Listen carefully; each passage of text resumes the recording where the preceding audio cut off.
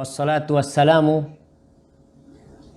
ala sayyidil mursalin wa imamil muttaqin qaidil ghurril muhajjalin sayyidina wa maulana Muhammadin wa ala alihi wa ashabihi ajma'in. Ya Allah, segala puji bagimu. Salawat dan salam semoga tercurahkan untuk hamba kekasih-Mu, untuk manusia termulia yang pernah Allah ciptakan, yang wajahnya bak rembulan menerangi bumi ini. Semua orang yang mengenal beliau dengan benar akan cinta. Tapi sayangnya ada orang-orang yang mengaku pengikut beliau, ternyata dia tidak meniti dan mengikuti jalan Rasulullah SAW sebagai bentuk bukti cinta yang seharusnya dia buktikan. Amma ba'd. Ahibati fillah, pada malam hari ini kembali kita mengaji, walaupun cukup larut di Indonesia, tapi di belahan negeri yang lainnya mungkin mereka sedang pagi hari. Di Amerika mungkin mereka masih jam 9 pagi mungkin, atau jam 10 pagi. Di Madinah mereka masih jam 5. Di Oman mereka baru saja menyelesaikan sholat maghrib. Di Tunis entah jam berapa di sana. Tapi alhamdulillah, yang mengumpulkan kita bersama di tempat ini adalah satu tujuan, yaitu mendekatkan diri kepada Allah dengan menuntut ilmu. Tema yang akan kita angkat sebelum kita membahas pembahasan tentang kitab nantinya, harapan kita punya kajian yang berkesinambungan, yang berseri, sehingga ilmu kita tuh seperti bata yang ditumpuk, mulai dari pondasi naik ke atas, ada jendelanya, kemudian naik lagi ke atas, nanti sampai ke atap, sehingga ilmu itu jadi indah dan kita mengamalkannya dalam kehidupan ini, apalagi sebagai orang tua yang menjadi panutan buat anak-anaknya. Kita akan mempelajari tentang beradab dulu sebelum berilmu. Pembahasan sebelumnya tentang keutamaan ilmu kita udah selesai itu, kita udah paham. Tapi ternyata orang yang mau belajar ilmu ini harus belajar adab. Wajib tuh. Nah, apa sih yang disebut dengan adab? Adab ini bahasa Arab yang mungkin dalam bahasa Indonesia udah dipakai ya. Di Indonesia disebutkan kemanusiaan yang adil dan beradab. Apa yang dimaksud dengan adab? Al-adab, kata Ibnu Hajar al-Asqalani, adalah al-akhdhu bi makarimil akhlaq. Adalah berusaha mengambil akhlak-akhlak yang mulia. Karena akhlak itu ada akhlak buruk, ada akhlak mulia. Adapun adab adalah bagaimana seorang berusaha untuk meraih akhlak-akhlak yang mulia. Ada sedikit perbedaan antara adab dengan akhlak. Akhlak itu adalah sifat yang tertanam di dalam hati. Adapun adab lebih kepada etika yang tampak dalam muamalah kita, yang tampak wujudnya di diri kita, di tubuh kita, di sikap kita. Dan Al-Imam Ibnul Qayyim rahmatullah alaih ketika menjelaskan tentang adab, beliau berkata di dalam kitab Madarijus Salikin, beliau mengatakan, adabul mar'i unwanu sa'adatihi wa falahihi. Adab seorang itu adalah tanda kebahagiaan seseorang, tanda kesuksesan seseorang di adabnya. Wa qillatu adabihi unwan syaqawatihi wa bawarihi. Sedikitnya adab dia itu adalah tanda kesengsaraan dia, kemelaratan hidupnya, kehancurannya. Subhanallah. Beliau mengatakan, famastujliba khairud dunya wal akhirah bimithli adab. Kebaikan dunia dan akhirat itu tidak bisa diraih seperti diraihnya dengan adab. Walastujliba hirmanuha bimithli qillatil adab. Sebaliknya, orang-orang itu bisa kehilangan kebaikan dunia akhirat gara-gara adab. Gara-gara kurang beradab dia. Dan ini menunjukkan keutamaan adab dalam menuntut ilmu dan dalam kehidupan seorang muslim secara umum. Tidak dalam menuntut ilmu aja, tapi dalam bergaul. Ada adab makan, ada adab duduk, ada adab tidur, ada adab bertatap muka dengan saudaramu. Oleh karena itu Rasul SAW mengatakan, "Athqalu ma fil mizan husnul khuluq." Yang paling berat di timbangan itu adalah akhlak yang mulia. Dan Nabi SAW Allah ciptakan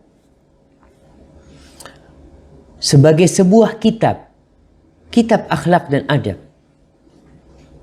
Allah mengatakan, wa innaka la'ala khuluqin azim.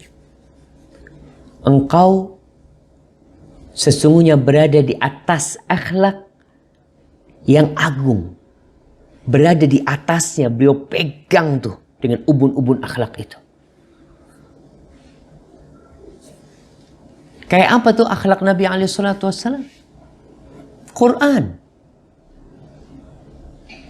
yang tertulis di atas lembaran-lembaran itu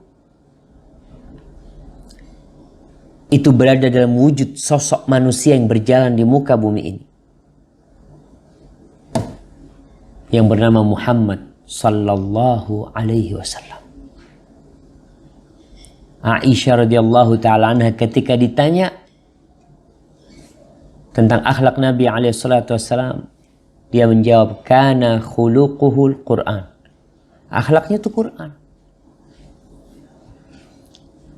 Sufyan ibn Uyainah, dia mengatakan, inna Rasulullah sallallahu alaihi wasallam huwal mizanul akbar, fa'alaihi tu'radul asya' ala khuluqihi wa siratihi wa hadihi, fama wafaqaha fahuwal haq wa ma khalafaha fahuwal batil.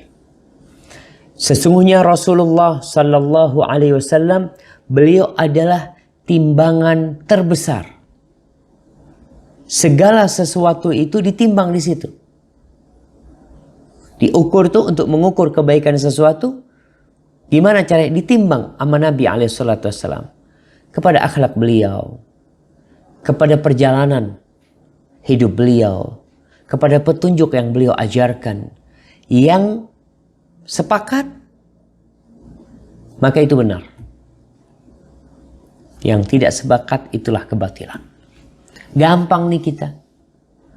Kita sejatinya kalau membaca perjalanan hidup Nabi SAW, kita akan memiliki gambaran nyata. Karena beliau manusia yang tercipta dari tanah, sama seperti kita.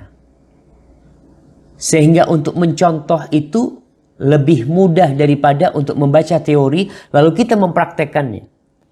Kadang-kala sekarang Masya Allah, orang tuh kalau diajarin tutorial sesuatu ya, masak tuh kayak gini. Udah denger nih. Setelah itu suruh praktek kadang-kala susah. Tapi kalau dia disuruh ngeliat nih, kau lihat nih kayak gini motongnya. Motong ikan tuh kayak gini. Terus kau potongin, terus kau goreng. Dengan dia melihat, selesai udah. Nggak perlu teori. Itulah Rasulullah SAW. Dan Allah mewasiatkan di dalam banyak ayat Al-Quran tentang bagaimana seharusnya kita beradab. Di surah An-Nisa ayat 86, Allah mengatakan ini tentang adab nih ya. Adab umum nih. Kita ntar lagi bicara adab tentang bagaimana menuntut ilmu. Allah mengatakan di surat An-Nisa ayat 86, wa idza huyyitum bitahiyyatin fahayyu bi ahsana minha aw rudduha innallaha kana ala kulli syai'in hasiba. Apabila kalian dikasih ucapan selamat, maka balaslah ucapan itu dengan yang lebih baik, atau kalau enggak sama. Ini adab nih. Kalau kau tidak bisa lebih baik, jadi paling tidak sama. Assalamualaikum, waalaikumsalam. Dan kalau bisa, kau jawab dengan yang lebih baik dengan mengatakan waalaikumsalam warahmatullahi wabarakatuh. Sesungguhnya Allah itu maha menghisap segala sesuatu. Maha mengetahui, mencatatnya segala sesuatu. Itu adab. Di surah Al-Furqan ayat 63. Allah berbicara tentang adab. Panjang kali itu tentang adab orang-orang yang menjadi atau yang dikasih stempel sama Allah ibadur rahman. Hamba-hambanya Allah yang maha pengasih. Kita tahu sebaik-baiknya nama itu adalah Abdullah dan Abdurrahman. Allah sebutkan wa ibadur rahman alladzina yamshuna fil ardi haunan wa idza khatabahumul jahiluna qalu salama. Itu bicara tentang adab. Kayak apa tuh jalannya orang-orang? Jalannya orang yang mendapatkan predikat ibadur rahman tuh beda sama orang lain. Apalagi kalau dia menuntut ilmu. Dia berjalan perlahan, ya enggak? Penuh dengan kewibawaan. Tidak ada kesombongan. Tidak meremehkan orang lain. Dan kalau ada orang-orang bodoh yang menyapa mereka dengan ucapan-ucapan yang penuh kebodohan, mereka tidak membalasnya dengan ucapan yang buruk. Tapi mereka mengatakan salaman. Ucapan yang membuat diri mereka selamat dan yang menyelamatkan orang lain. Subhanallah. Ahibati fillah, dan masih banyak lagi ayat-ayat dalam Al-Quranul Karim yang Allah sebutkan tentang adab. Di surat Al-Hujurat ayat 12 tuh. Allah mengatakan ya ayyuhalladzina amanu ijtanibu katsiran minadh-dhann. Wahai orang-orang yang beriman, hindari kebanyakan berprasangka. Tuh, prasangka ini akan menjadi sesuatu yang menakutkan. Kalau di hati kita sudah ada kebencian sama tuh orang. Biji sawi bisa menjadi bukit. Yang sebesar tangan bisa menjadi gunung yang menjulang tinggi. Karena kita ada kebencian. Allah katakan ijtanibu katsiran minadh-dhann. Hindari itu. Bahkan kita disuruh husnudzan. Inna ba'dadh-dhanni itsm. Sesungguhnya sebagian dari prasangka itu adalah dosa. Prasangka yang terlontar di kata-kata. Jadi dosa kau nantinya. Wala tajassasu. Dan kau jangan memata-matai. Awalnya suudzon. Yang kedua mulai cross check, cari tahu, kirim orang ke sana ke sini untuk mencari kesalahan tuh orang. Dengan dalih untuk mencari kebenaran umumnya. Awalnya kau udah suudzon kau. Lalu kau mengatakan cross check padahal kau mata-matain kadang-kala. Dicari-cari kesalahannya. Wala yaghtab ba'dukum ba'dha. Setelah mata-matain, cari-cari kesalahannya, dapat cerita kepada orang. Ghibah jadinya. Nggak seperti itu seorang mukmin. Ahibati fillah. Dan kalau kita lihat bagaimana as-salafus saleh. Sebelumnya Nabi SAW berbicara tentang akhlak. Bagaimana beliau mengatakan inna sahiba husnul khuluq la yablughu bihi darajata sahibis shaum was shalah. Orang tuh yang punya akhlak mulia itu bisa setara kedudukannya dengan orang yang rajin sholat dan rajin puasa. Ini bicara sholat wajib ya, orang ini sholat wajib. Yang ini sholat wajib, sholat sunnah, Masya Allah. Yang orang ini gak sholat sunnah. Puasa cuma yang wajib, gak puasa sunnah. Tapi dengan akhlak dia yang mulia, dia bisa setara dengan orang yang tadi, yang rajin ibadahnya. Jadi kalau kita lihat bagaimana as-salafus saleh nih. berbicara tentang pentingnya beradab sebelum menuntut ilmu. Sufyan Ats-Tsauri, seorang alim ulama yang sampai saat ini terus orang kalau baca Sahihul Bukhari, dia akan dapat tuh haddatsana Sufyan. Sufyan telah mengajarkan kepada kami, kata dia. Sufyan mengatakan, kana rajulu idza arada an yaktubal hadits ta'addaba wa ta'abbada qabla dzalika bi 20 sana. Dulu tuh orang kalau mau mencatat hadis, mau belajar ilmu hadis, apa yang dia lakukan? Dia akan belajar adab dan akan rajin ibadah ta'adab wa ta'abbad. Berapa lama? Bi 20 sana qabla dzalika.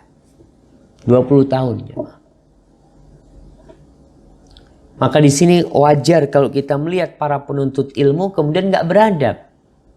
Kok wajar, Ustaz? Iya, dia baru aja belajar ilmu. Adabnya nggak pernah belajar. Padahal kata Sufyan, sebelum menuntut ilmu tuh orang belajar adab dulu 20 tahun. Sehingga ketika dapat ilmu dia nggak sombong. Dia tidak meremehkan orang lain. Karena dia udah belajar adab. Kadangkala orang belajar ilmu dulu, adabnya nggak ada. Sama orang tua kasar, sama temen kadangkala ya meremehkan, merasa paling pinter. Karena apa? Karena dia belajar ilmu sebelum belajar adab. Abdullah bin Mubarak mengatakan, qala li Makhlad ibn al-Husain.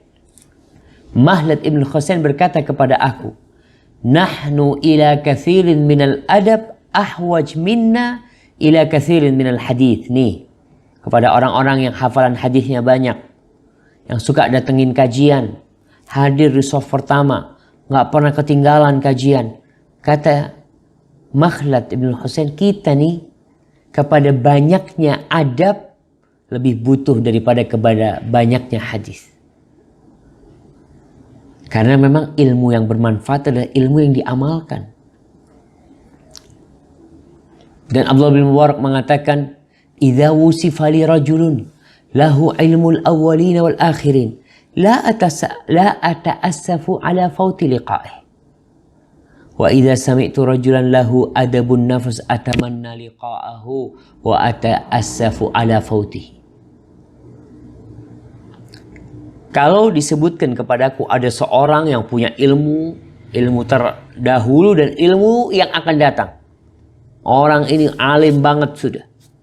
Aku tidak akan menyesal ketika tidak bisa berjumpa dengan dia. Tapi kalau aku ketemu sama seorang yang memiliki adab yang mulia, aku berharap berjumpa dengan orang itu. Dan aku akan menyesal kalau nggak bisa berjumpa dengan dia. Subhanallah. Itu ulama-ulama salaf. Dan kau kalau membaca bagaimana adab Abdullah bin Mubarak, Allahu Akbar. Disebutkan al-alim al-amil bi'ilmihi. Seorang yang alim dan mengamalkan ilmunya. Muhammad bin Sirin, dia berkata ketika mensifati kondisi para tabi'in. Dia hidup di masa tabi'in. Bagaimana dia melihat para tabi'in? Kata Ibnu Sirin, kanu yata'allamuna al-hadya kama yata'allamuna al-ilm. Mereka dulu belajar adab tuh sebagaimana belajar ilmu. Artinya dipelajarin adab itu. Akhlak tuh dipelajarin. Ilmu tuh dihafal, adab juga dihafal. Seperti itu. Qala Malik bin Anas. Malik bin Anas imamu daril hijrah. Dia berkata kepada seorang pemuda dari kalangan Quraisy. Kayaknya pemuda ini sedang mau menuntut ilmu. Kepada Imam Malik. Atau kepada alim ulama yang lainnya. Apa kata Imam Malik? Ya ibna akhi. Ta'allamil adab. Qabla an tata'allamal ilm. Wahai anak saudaraku, belajarlah engkau adab sebelum kau belajar ilmu. Jadi tema kita tuh beradab dulu sebelum berilmu. Itu sesuai dengan ucapan Imam Malik.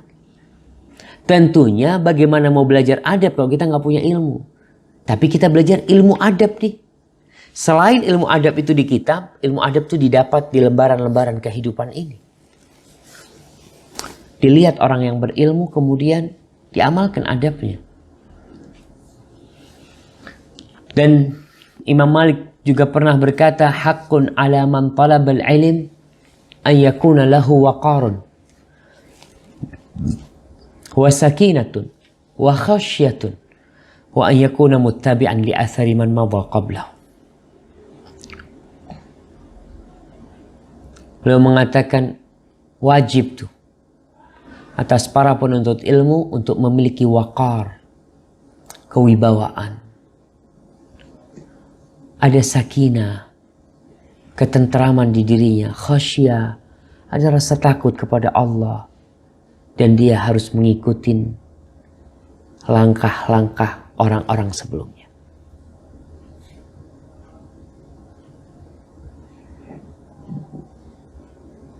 Imam Malik juga pernah berkata, kana Ibnu Sirin. Dulu tuh Ibnu Sirin tuh yang tadi mengatakan, apa kata Ibnu Sirin?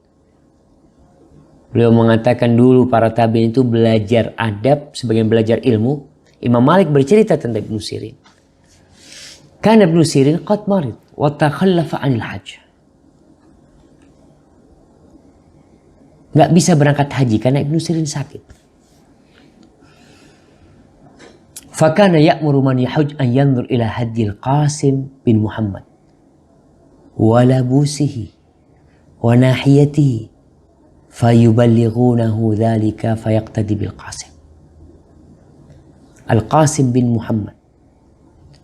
Ibnu Sirin tuh nyuruh orang, ngirim orang yang berangkat haji untuk melihat kepada Qasim bin Muhammad, kepada pakaiannya, kepada gayanya, kepada kepribadiannya. Kemudian dia minta nanti kalau pulang kau kasih tahu aku ingin mencontoh dia. Subhanallah jemaah. Tuh kayak gitu tuh. Orang tuh, Ibnu Sirin bukan ngutus orang untuk mendengarkan ucapan Al-Qasim bin Muhammad, bukan. Tapi meminta orang untuk memandang, melihat, memperhatikan dan mencermati. Apa adab dan akhlaknya. Ibnu Wahab, salah seorang muridnya Imam Malik yang terkenal, dia mengatakan, ma naqalna min adabi Malik akthar mimma ta'allamna min ilmi. Yang kita nukil dari adabnya Imam Malik, dari akhlaknya Imam Malik itu lebih banyak daripada ilmu yang kita pelajarin dari Imam Malik.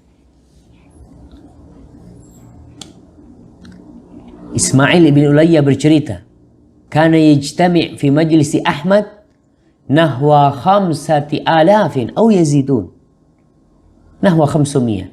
Itu yang duduk di majelisnya Imam Ahmad di Baghdad, yang belajar Imam Ahmad, gak kebayang jemaah. Kajiannya Imam Ahmad itu dihadirin oleh 5.000 lebih orang. Atau 5.500. Au yazidun, au lebih dari 5.000. Nahwu 500 terlalu disebutkan sekitar 500 orang itu yaktubun. Mereka bawa pena dan buku, mereka tulis. Wal baqun yata'allamuna minhu husnul adab was sabt. Yang sisanya, yang 4.500 lebih, sisanya itu ngapain? Gak bawa buku mereka. Gak bawa pena. Mereka belajar adab dan etika dari Imam Malik. Jadi para jamaah rahimakumullah, maka saatnya nih kita untuk belajar adab.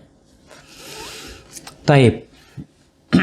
Apa adab yang perlu dipelajarin oleh seorang penuntut ilmu? Banyak kali. Yang pertama adalah masalah niat. Kita udah pernah bahas tuh. Hendaklah seorang yang menuntut ilmu itu meniatkannya lillahi ta'ala. Ikhlas. Jadi datang ke majelis ilmu kayak sekarang nih. Ini kita dalam rangka beribadah. Kita udah bahas bahwasanya menuntut ilmu lebih utama dari ibadah-ibadah sunnah. Kalau ibadah itu butuh niat, begitu pula menuntut ilmu. Berkaitan dengan ibadah, Allah mengatakan wa ma umiru illa liya'budullah mukhlishina lahuddin hunafa wa yuqimus shalah wa yu'tuz zakah wa dzalika dinul qayyimah. Mereka itu tidak diperintahkan kecuali untuk beribadah, tidak sembarangan ibadah, tapi mukhlisin, ikhlas untuk Allah.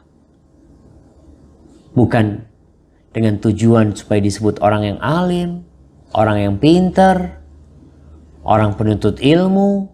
Enggak. Karena ingat keraknya api neraka, koreknya api neraka adalah penuntut ilmu, orang yang alim. Di antara bentuk ikhlas seorang menuntut ilmu, dia niatkan untuk mengangkat kebodohan dari dirinya. Yang kedua, agar dia bisa beribadah di atas basirah, di atas ilmu, tidak sembarangan beribadah. Yang ketiga, dia mendekatkan diri dengan menuntut ilmu itu kepada Allah, karena menuntut ilmu adalah jihad. Yang keempat, dia beribadah dengan menuntut ilmu karena mengkaji ilmu adalah ibadah. Yang kelima, agar bertambah rasa takut dia. Karena Allah mengatakan innama yakhsyallaha min ibadil ulama. Yang takut kepada Allah dari hamba-hambanya adalah para ulama. Kemudian niat agar derajatnya naik. Orang sekarang nih naik derajatnya kalau ijazahnya berubah. SMA jadi S1 derajatnya naik, gajinya naik. Dari S1 ke S2 gajinya naik. Bahkan kedudukannya bisa naik. Dari S2 ke S3 bisa naik. Dan ini penyebab kenapa banyak, tidak sedikit di negeri kita, orang-orang mendapatkan gelar doktor tanpa menuntut ilmu. Karena sekedar untuk naik derajatnya. Dia beli itu, ijazah itu. Sedangkan kita belajar ilmu ini agar derajat kita naik. Di mana? Di sisi Allah.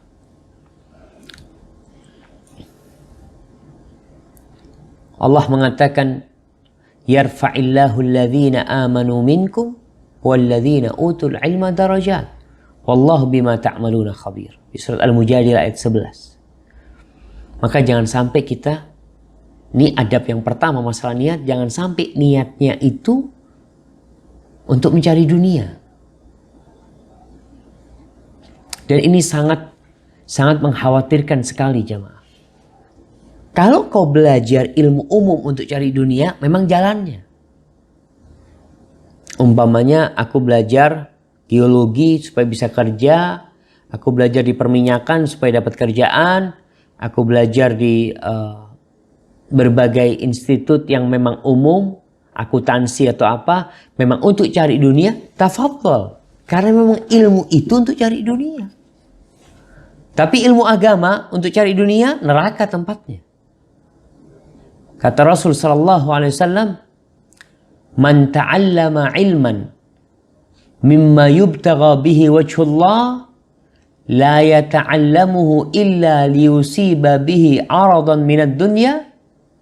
Kata Nabi alaihi salatu wassalam, barang siapa yang menuntut ilmu, yang ilmu itu seharusnya untuk mencari keridhaan Allah Subhanahu wa taala, tapi ternyata dia tidak mengkajinya kecuali untuk mendapatkan sepotong dari dunia, lam yajid arfal jannah, maka dia tidak akan mencium aroma surga, nggak akan mencium. Maka nggak main-main jemaah. Cuma kita sedih. Beberapa waktu yang lalu kita mendapatkan informasi, membaca di koran tuh, di Kendari, tentang 200 guru agama yang 127 nggak bisa ngaji. 127 nggak bisa ngaji. Berarti dia belajar agama buat apa? Untuk kerjaan. Untuk dapat gaji. Kalau kau belajar agama memang untuk mendekatkan diri kepada Allah, kau tahu ilmu yang pertama dituntut adalah Al-Quranul Karim.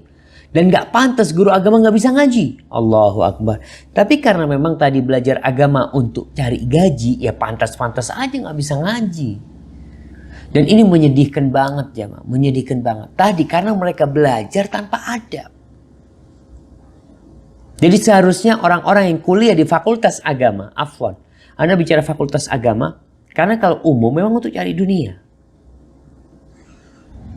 Dan nggak apa-apa. Tapi kalau agama, lam yajid arfal jannah, nggak akan mencium bau surga. Karena ilmumu itu untuk masuk surga. Tapi kau cari gaji cuma. Maka ini adab yang pertama penting sekali. Sehingga tadi yang Ana ingin sampaikan bagaimana kuliah agama. Ketika anak-anak itu ospek, yang pertama harus ditanamkan kepada mereka adalah adab. Kenapa kau datang ke sini? Mungkin sebagian datang karena kuliah lain sudah tutup. Udah tidak diterima di kampus lain. Akhirnya memilih agama sebagai batu loncatan untuk cari dunia. Kesian kau. Dunia yang gak dapat begitu banyak. Kecuali kau korupsi mungkin. Akhirat gak ada jaminan udah. Karena kau memang mencarinya bukan buat akhirat. Mau nyium bau surga? Gak bakalan. Maka perlu memperbaiki niat ini. Ini adab yang pertama. Yang kedua adalah perlu melakukan perjalanan menuntut ilmu. Artinya seorang dalam menuntut ilmu itu adabnya itu memang harus mendatangi majelis ilmu. Al ilmu yu'ta ilaih. Ilmu itu didatengin. Maka kalau kita lihat sampai saat ini Masya Allah. Anak dari Medan belajar di Jawa. Dari Indonesia belajar ke Madinah. Dari Indonesia belajar ke Mesir. Dari Indonesia belajar ke Sudan. Belajar ke Yaman, belajar kemana. Memang seperti itu adab penuntut ilmu.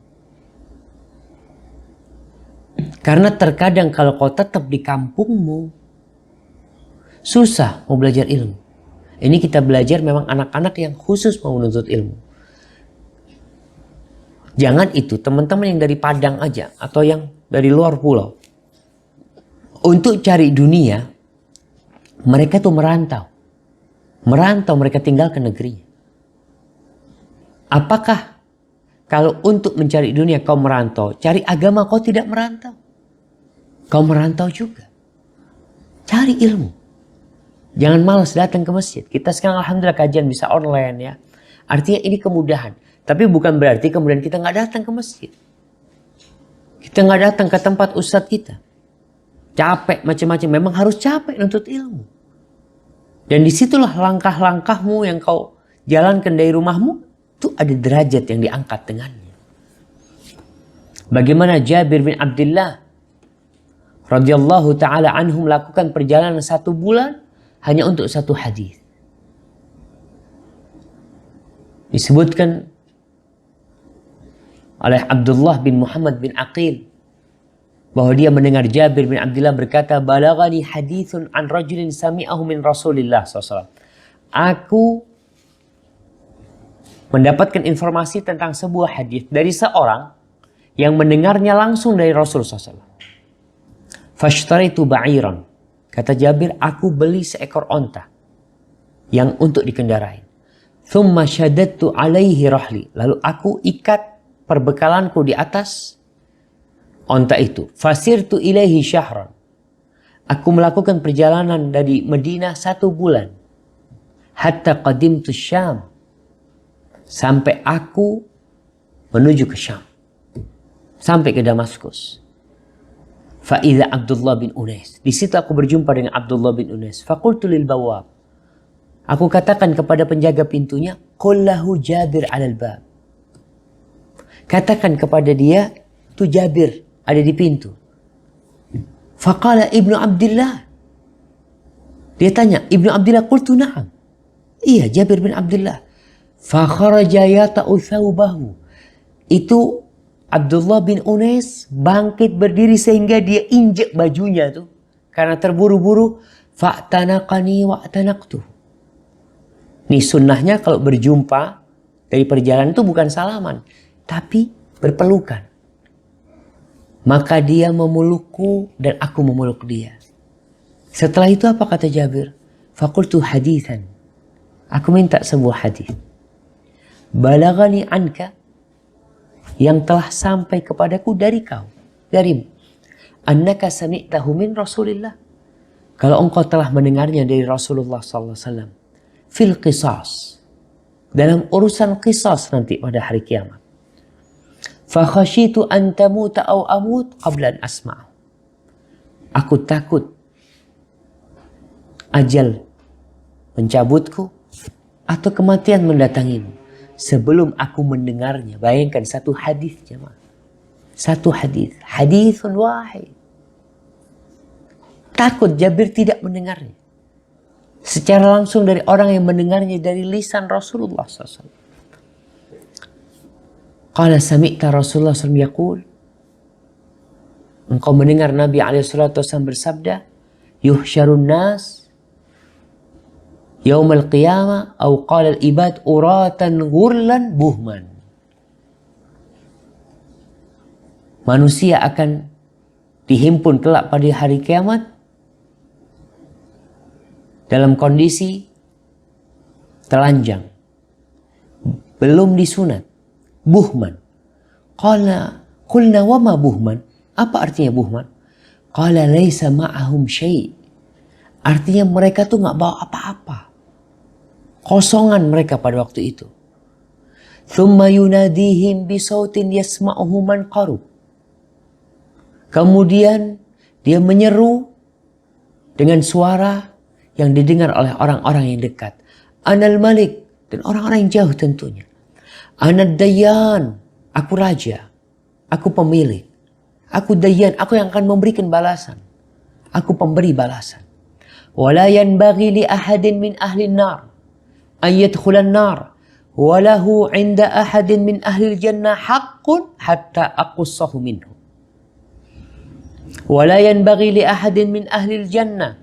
An yadkhulal jannah wa li ahadin min ahli nar indahu haqqun hatta aqussahu minhu hatta latmah. Qala qulna kaifa wa innama na'ti azza wa jalla uratan ghurlan buhman. Qala bil hasanati was sayyi'at. Ini ceritanya Abdullah bin Unais, bagaimana dia menyimak hadis dari Nabi SAW. Diceritakan kepada Jabir bahwa Nabi SAW mengatakan nggak boleh seorang dari penghuni neraka masuk neraka padahal dia punya hak yang ditanggung oleh penghuni surga sampai aku lakukan kisos.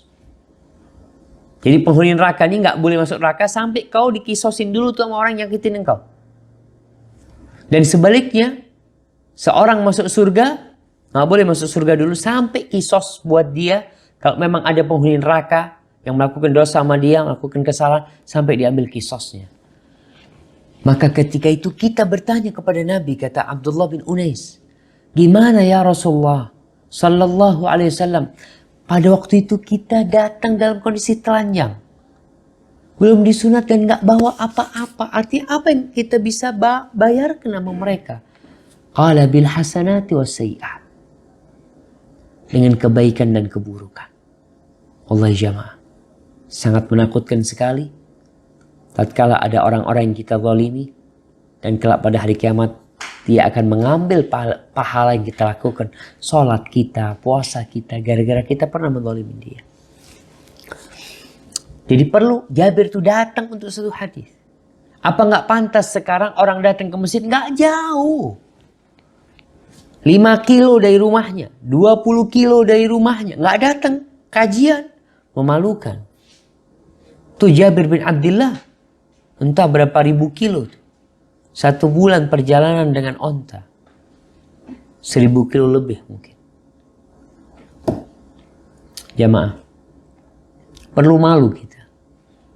tatkala di sebelah masjid ada kajian, sebelah rumah kita ada masjid ada kajian, kemudian kita mengatakan nggak sempat, nggak punya waktu. Buat apa waktumu?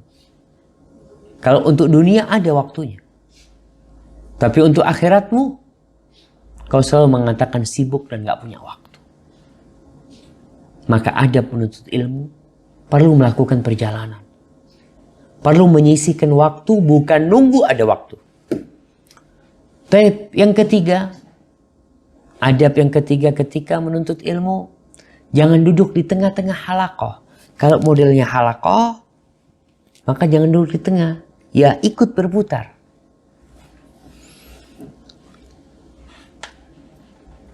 Hal ini disebabkan hadis yang diriwayatkan Imam Tirmidzi dari Abi Mijlaz, anna rajulan qa'ada wasatal halaqah. Ada seorang tuh nuntut ilmu duduk di tengah tahu-tahu.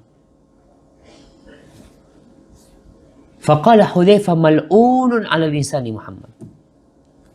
Kata Hudzaifah, terlaknat di atas lisannya Nabi Muhammad SAW. Au la'anallah 'ala lisani Muhammadin SAW man qa'ada wasatal halaqah. Dilaknat atas lisan Nabi Muhammad, Allah melaknatnya orang yang duduk di tengah-tengah halaqah. Jadi halaqah berputar, orang itu duduk di tengah tahu-tahu. Kecuali semuanya memang merapat. Jadi perlu, ini ada dalam duduk. Kemudian yang keempat, jangan terlalu kenyang ketika menuntut ilmu. Kita tuh kadang-kala bareng-bareng ke masjid, nuntut ilmu, belajar sama ustadz, pulangnya Masya Allah. Ke rumah makan, ke depot, nuntut ilmunya bainal maghrib wal isya, mungkin 45 menit, makannya 2 jam. Sambil ngobrol sana, ngobrol sini, subhanallah. Orang yang kenyang, berat badannya. Akhirnya kadang-kala susah memahami. Ya namanya orang berat. Maka tidak sedikit kalau menuntut ilmu, kekenyangan, masuk masjid yang dicari apa? Tiang. Yang dicari tembok. Dia bukan mendekat ke ustadz, malah menjauh dari ustadz. Karena dia kekenyangan. Berkaitan dengan masalah perut ini, ya Allah, Allahumma afina. Kita berdoa semoga Allah memberikan kesembuhan nama kita ya. Rasulullah SAW dalam hadis Al-Miqdam ibn Ma'di Karibah bersabda, Miqdam ibn Ma'di Karibah mengatakan, sami'tu Rasulullah, aku mendengar Rasulullah SAW berkata, ma mala adamiyun wi'a'an syarran min batan. Seorang anak Adam itu tidak memenuhi sebuah wadah yang lebih jahat, yang lebih buruk daripada perut. Hasabul adami luqaimat yuqimna sulbah. Cukup tuh buat anak Adam itu makanan yang membuat punggungnya jadi tegak. Gak perlu banyak-banyak. Yang penting kau bisa tegak. Kau bisa beraktivitas, gak kelaparan. Fa idza ghalabatil adamiyu nafsa, kalau terpaksa dia nafsunya pingin makan ini itu, maka fathuluthun lit-ta'am, sepertiga buat makanan, sepertiga buat makanan, sepertiga buat minum, sepertiga buat nafas. Nggak semuanya buat makanan. Seorang alim ulama yang bernama Sahnun mengatakan, la yasruhul ilmu, la yasruhul ilim liman ya'kul hatta yashba. Tuh ilmu nggak bisa diraih dengan bagus buat orang yang makan sampai kenyang tuh. Artinya hidupnya jadi kuliner doang. Makanya alhamdulillah kalau di pesantren-pesantren, di tempat-tempat itu makanan memang secukupnya, memang cukup lah. Tapi yang bervitamin, artinya anak-anak butuh kekuatan dan butuh energi untuk belajar. Kemudian adab yang kelima, ini adab bagaimana seorang penuntut ilmu dengan gurunya. Tadi itu adab umum. Sekarang adab bersama gurunya gimana? Yang pertama berkaitan dengan adab sama gurunya, hendaklah seorang penuntut ilmu itu istikharah. Ketika mencari guru, bermusyawarah. Kenapa? Karena ilmu agama ini adalah agama dia itu sendiri. akan membentuk akidahnya, akan membentuk akhlaknya, akan menunjukkan jalan menuju Allah Jalla Jalaluhu. Oleh karena itu Ibnu Sirin yang nyuruh beradab pernah mengatakan, inna hadzal ilma din, fanzuru amman ta'khuduna dinakum. Ilmu ini agama, kalian harus lihat kepada siapa kalian belajar. Karena tidak sedikit orang yang belajar akhirnya nggak dapat apa-apa. Bahkan ada orang-orang yang tersesat gara-gara gurunya.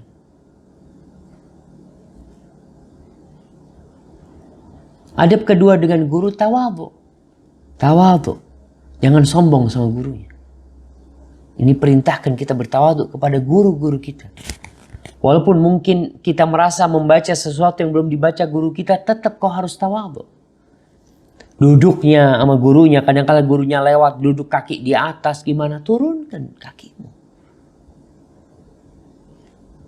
Bawakan sandal buat gurumu umpamanya. Lalu lakukan sesuatu untuk menghormati guru. Supaya kau dapat barokah. Karena memang guru itu pengganti bapakmu. Kalau bapakmu itu penyebab engkau lahir di dunia ini, tapi gurumu menjadi penyebab engkau bisa masuk surga. Kalau bapakmu gurumu, Masya Allah.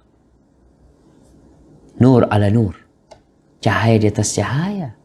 Buat seorang ayah yang dia menjadi guru buat anak-anaknya. Maka perlu kita lihat bagaimana Abdullah bin Abbas radhiyallahu anhu, dia pegangin tuh tali tempat kakinya kuda untuk Zaid bin Thabit. Padahal dia misanan Rasulullah SAW. Ketika disuruh lepas oleh Ibn Abbas, kau jauh aja biar aku naik sendiri. Apa kata Abdullah bin Abbas? Hakadha umirna an naf'al bi ulama'ina. Seperti ini nih. Kita diperintahkan untuk menghormati para ulama kita. Itu tuh Ibnu Abbas melakukan itu. Beliau alim ulama, yaitu barokah dari menghormati gurunya. Yang ketiga, sabar menghadapi guru nih. Kadangkala gurunya kasar. Gurunya kadangkala ada akhlak yang kurang dia sukai. Jangan sampai akhirnya kita tidak mau belajar sama dia. Berusaha dia tetap mencintai gurunya. Dia cari alasan. Mungkin gurunya melakukan itu karena sebab ini dan itu. Karena kadang-kala sekarang tuh anak-anak jadi nggak suka sama guru yang kasar. Bahkan subhanallah jemaah. Bagaimana tuh anak-anak akan dapat manfaat dari gurunya ketika gurunya dilaporkan ke polisi. Gurunya dilaporkan ke ayahnya. Kita dulu waktu nuntut ilmu, Masya Allah. Waktu kita SD, ini ilmu umum nih. Kita tuh kalau dimarahin sama guru, dipukul sama guru kita, nggak pernah kita laporan sama orang tua kita. Kalau laporan, ada yang laporan, Masya Allah, sama gurunya ditambahin. Bukan sama gurunya, afwan, sama bapaknya ditambahin. Bukan kayak model sebagian orang sekarang. Kalau dipukul sama gurunya, laporan sama ayahnya, ayahnya datang ke sekolah, marahin gurunya, mukul gurunya, mempolisikan gurunya. Seharusnya kau ambil tuh anak, kau bawa pulang tuh, kau didik sendiri. Kau udah titip tuh anak sama tuh guru. Ana masih ingat kita punya dada ini warnanya biru dulu.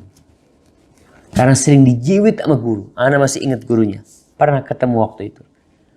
Kuping, kalau kuping dijewer masih mending. Dulu ada guru kita.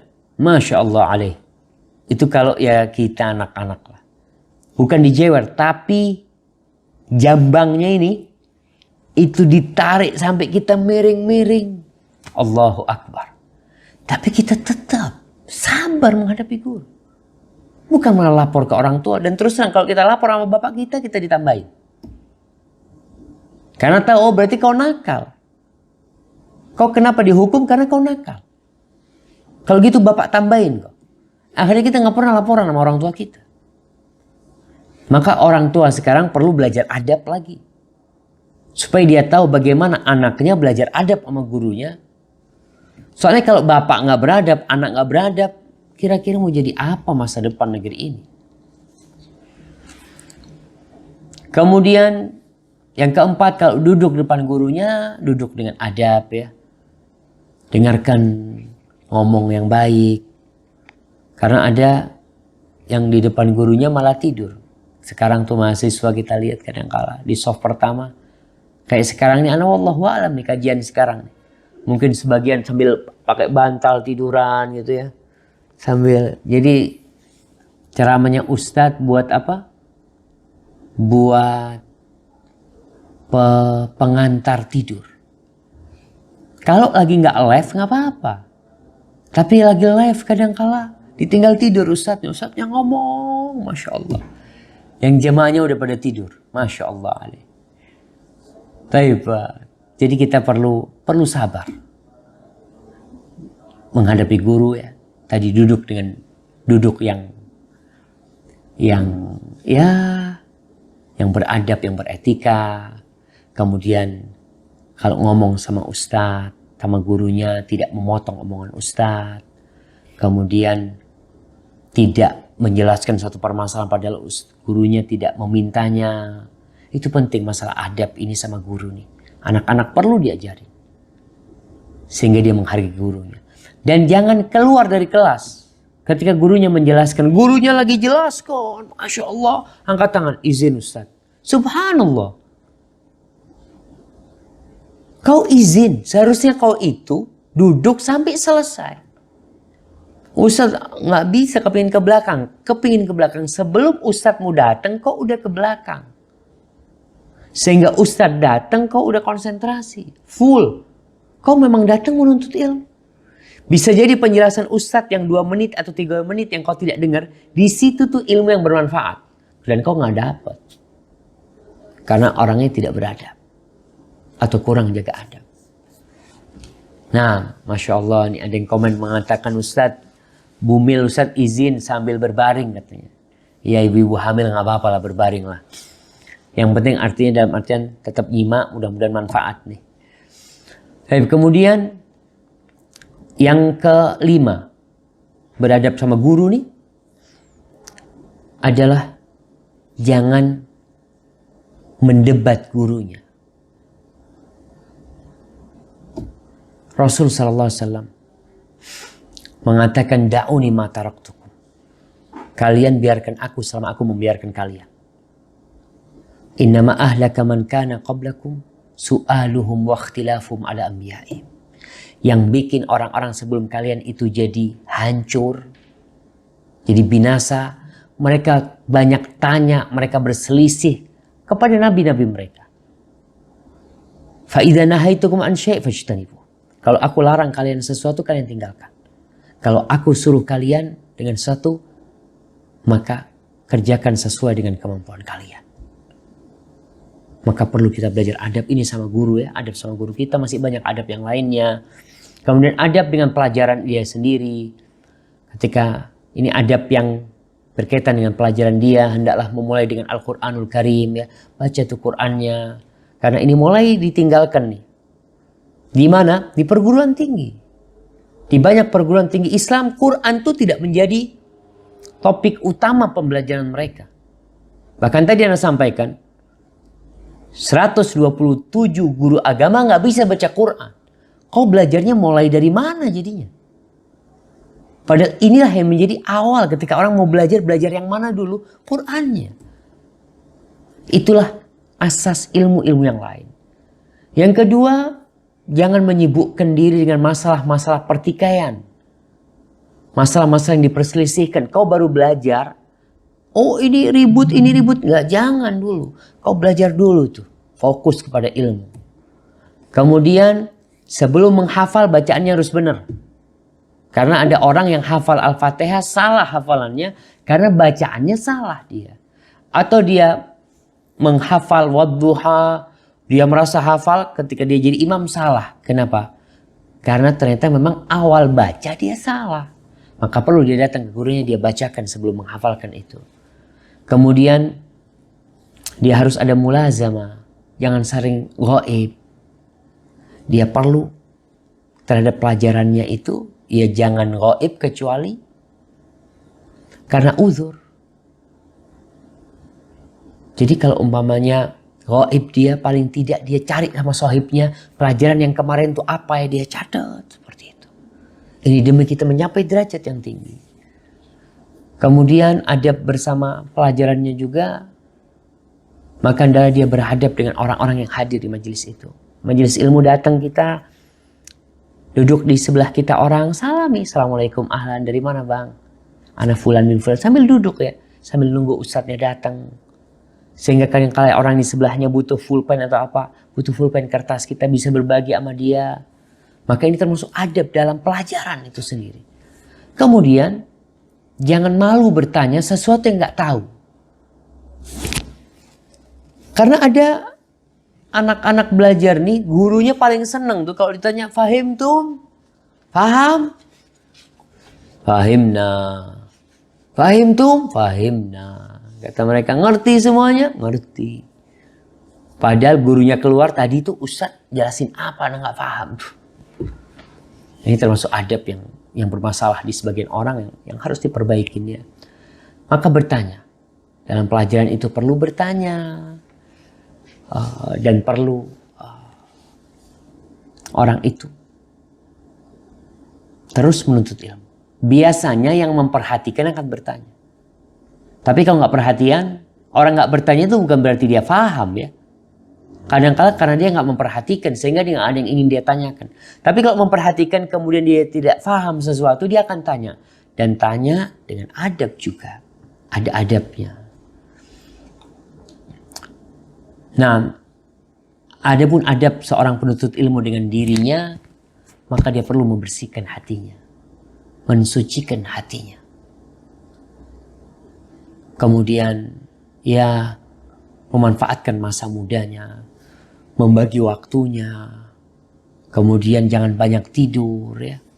Kemudian jangan banyak main, ya.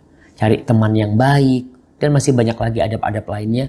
Ana rasa cukup sampai di sini. Kiranya ada pertanyaan, ana persilahkan. Hadza wallahu a'lam bissawab.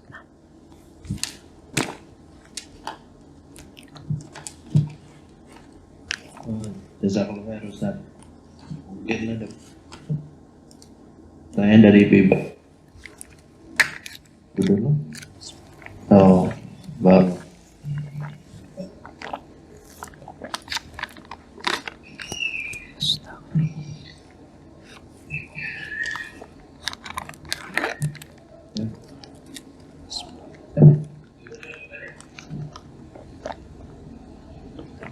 Ibu ada pertanyaan? Tafadhal. Kayaknya udah paham semua, Bang. Assalamualaikum Pak Ustaz. Waalaikumsalam warahmatullah. Ana Izul Anwar Ustaz dari Tunis. Oh, Masya Allah. Fadhal. Nah.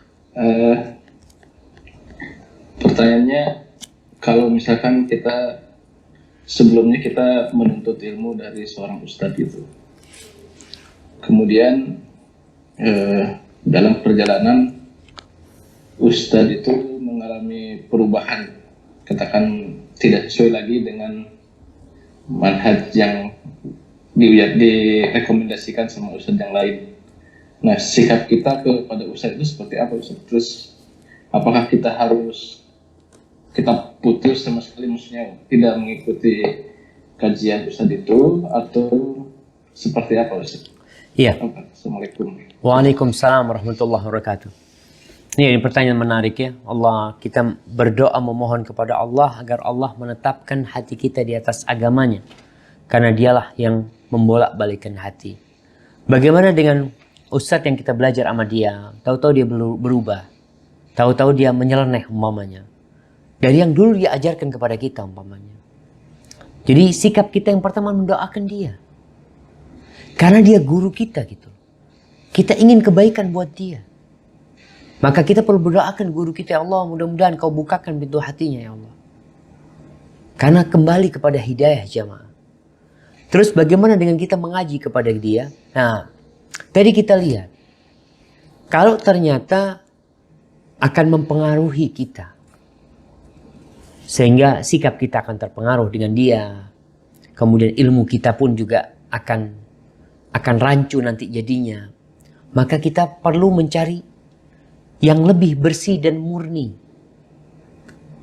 Para ulama mencontohkan, kalau engkau ada madu yang sudah siap diminum, lalu ada madu yang kau harus ambil di hutan, yang masih banyak duri, yang masih banyak lebahnya, kau milih mana? Tentunya milih yang udah siap. Kalau kita disuruh memilih yang di sana, takut nanti kita terluka kena duri, kita terkena sengatan lebah. Maka ini dengan siapapun ya, siapapun, ana yakin seorang muslim itu dimanapun ketika belajar dia perlu tadi menimbang-nimbang ilmu yang akan dia ambil dari ustadz itu sendiri. Karena jangan sampai, ya jangan kau mengatakan nanti kan guru yang tanggung jawab masuk surga atau tidak. Enggak. Setiap orang akan bertanggung jawab atas dirinya. Dan bukan berarti kalau gurumu salah kau kemudian ngikutin. Bisa jadi gurunya melakukan kesalahan karena ijtihad dia dan dia dimaafkan. Sedangkan engkau yang hanya taklid buta, padahal udah dikasih tahu umpamanya, kau tetap mengikuti kesalahan, maka kau akan dihisap, guru akan diampuni. Karena dia berijtihad umpamanya. Maka kita perlu berhati-hati dalam menuntut ilmu. Kalau kiranya memang dia sudah menyimpang umpamanya, tidak lagi mengajak kepada sunnah, membuat sunnah itu perbuatan yang diremehkan sama dia, maka kalau kita belajar sama dia, kita bisa terpengaruh nantinya. Bahkan tidak sedikit yang akhirnya meremehkan sunnah karena gurunya udah meremehkan sunnah. Hadza wallahu a'lam bissawab. Nah. Jazakumullah khair. Barakallahu fikum.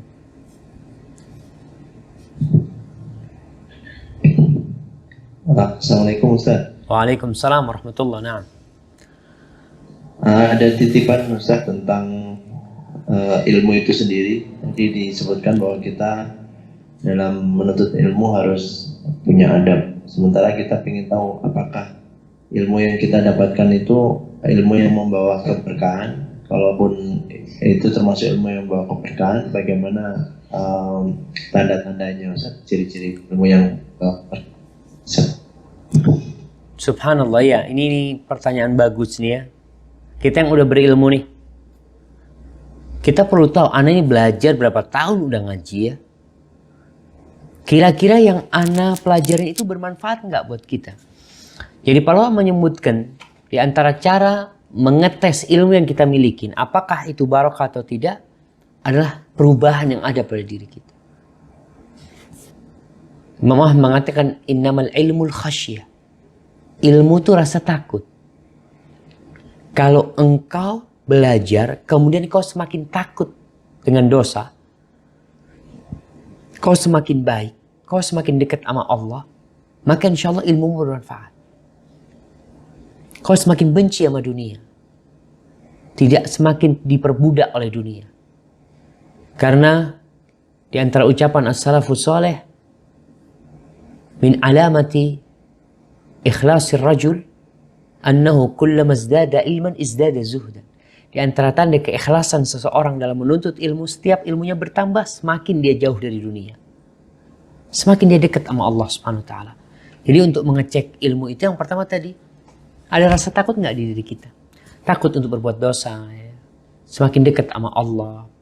Kita semakin berakhlak kepada orang tua, semakin beradab dengan yang lebih kecil, dengan yang lebih tua, maka itu tanda ilmu yang bermanfaat. Tapi kalau kau ilmunya banyak, artinya ilmunya banyak, hadisnya banyak, kitab yang dihatamkan banyak, tapi ternyata engkau secara adab buruk, maka bisa jadi ilmu itu nggak bermanfaat, nggak barokah ilmu, hanya jadi wawasan buat engkau. Dan engkau nanti akan dihisab dengan setiap ilmu yang kau pelajari ketika kau tidak mengamalkannya dalam kehidupan ini. Hadza wallahu a'lam bissawab. Nah. Bang. Ya Ustaz. Kayaknya pertanyaan terakhir Bang. Anak soalnya besok pagi itu habis subuh harus berangkat ke Surabaya nih. Oh Masya Allah. Harus satu lagi Ustaz, harus siap. ganjil. Ini baru. Bismillah. Bismillah. Berkaitan dengan adab menuntut ilmu dari kita sendiri, dari penuntut ilmu, dan adab kita terhadap guru kita. Jadi pada saat kita merasa futur bahwa ada sesuatu yang kita kurang begitu bisa menerima yang tadi disampaikan Pak Zul yang di Tunisia, bagaimana kita menyikapi sikap futur kita dan apakah termasuk adab dari seorang penuntut ilmu untuk menyampaikan ke Ustadz yang kita tahu bahwa Ustadz masih ada kesalahan gitu, misalnya ini ada satu yang perlu diluruskan, apakah itu termasuk adab penuntut ilmu kepada gurunya, karena kita ingin memberikan itu sebagai rasa cinta kita kepada guru kita, bukan karena kita mengoreksi. Iya. Barakallahu fiik. Iya, subhanallah jamaah. Ini penting sekali ya, berkaitan dengan para ustaz, para guru. Mereka adalah manusia biasa. Mereka bisa salah. Mereka bisa melakukan dosa. Bagaimana ketika kita melihat yang dilakukan ustaz adalah sebuah kesalahan? Yang pertama, kau husnudzon sama ustadz itu. Mungkin ustadz itu melakukan tanpa sengaja. Mungkin ustadz itu tidak niat melakukan itu. Dan jangan sampai kau suudzon, lalu kau tambah cari-cari kesalahan, lalu kau malah ghibain dia. Itu tambah dosa kita sama guru kita. Terus apakah kita menegur guru kita? Nah, boleh seorang menegur gurunya dengan adab dan etika. Bagaimana Imam Syafi'i rahimahullah menegur gurunya Imam Malik. Tidak di depan orang, cari tempat khusus, duduk sama gurunya. Kemudian kalau diterima sama gurunya, alhamdulillah. Tidak diterima, kau cari alasan lain kenapa gurunya tidak menerima. Mungkin ini, mungkin itu, sampai kau terus doakan. Artinya tetap bentuk kecintaan kita kepada guru kita, bukan berarti kita menutup mata, tidak. Tapi kita perlu mencarikan alasan atas kesalahan yang dilakukan oleh guru kita. Ada uzur mungkin dia melakukan hal itu. Ada alasan mungkin dia melakukan hal itu. Mungkin dia tidak menerima nasihat kita. Mungkin ana yang salah menyampaikan. Mungkin ada sisi pandang lain yang dimiliki oleh ustadz itu. Tapi tetap watawasau bil haq, watawasau bis sabr, itu dilakukan antara murid dengan guru sama murid tidak pernah berhenti. Tapi adabnya berbeda. Kita ngasih tahu adik kita beda dengan ngasih tahu kakak kita. Kita ngasih tahu kakak kita beda dengan ngasih tahu orang tua kita. Bagaimana dengan kita memberitahu guru kita? Hadza wallahu a'lam bissawab. Sambil terus mendoakan gurunya, terus didoakan. Taib, ana mohon maaf, ana mohon pamit ya. Doakan ana juga kurang sehat. Mudah-mudahan Allah kasih kesehatan. Allah jaga kesehatan kita semuanya. Semuanya disembuhkan dari penyakitnya, dikabulkan doanya, hajatnya juga dipermudah oleh Allah. Subhanakallahumma bihamdika asyhadu an la ilaha illa anta astaghfiruka wa atubu ilaik. Assalamualaikum warahmatullahi wabarakatuh. Wassalamualaikum warahmatullahi wabarakatuh. Jazakallahu khairan. Waalaikumsalam. Semoga urusan Ustaz dimudahkan. Amin.